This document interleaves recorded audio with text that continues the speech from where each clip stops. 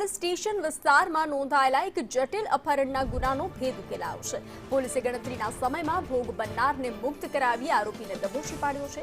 Jasdan police સ્ટેશનમાં 12 ફેબ્રુઆરી 2026ના રોજ અપહરણ સહિતનો ગુનો દાખલ કરવામાં આવ્યો હતો। લોકલ ક્રાઇમ બ્રાન્ચ શાખા તેમજ SC/ST સેલના સ્ટાફની ટીમ સતત તપાસમાં હતી।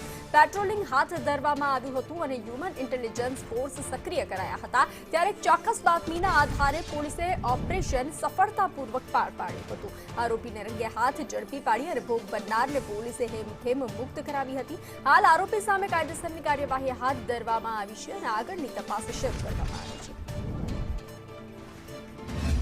ફરિયાદી દ્વારા જસદણ પોલીસ સ્ટેશન ખાતે પોતાની સગીરા દીકરી જેની ઉંમર 16 વર્ષની છે તેને સરદાર જગદીશ રમેશભાઈ ચૌહાણ દ્વારા લલચાવી ફોસલાવી ફરિયાદીના કાયદેસરના વાલીપણામાંથી ભગાડી જવાની અંગેની ફરિયાદ આપવામાં આવેલ હતી।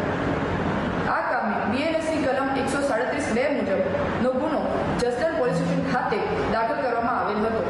ત્યારબાદ રેન્જ વડા શ્રી નિલિપ્ત રાયલ સાહેબ, પોલીસ અધિક્ષક શ્રી વિજયસિંહ ગુર્જર સાહેબ તથા ASP નવીન ચક્રવર્તી સાહેબના માર્ગદર્શન હેઠળ વિવિધ ટીમો બનાવી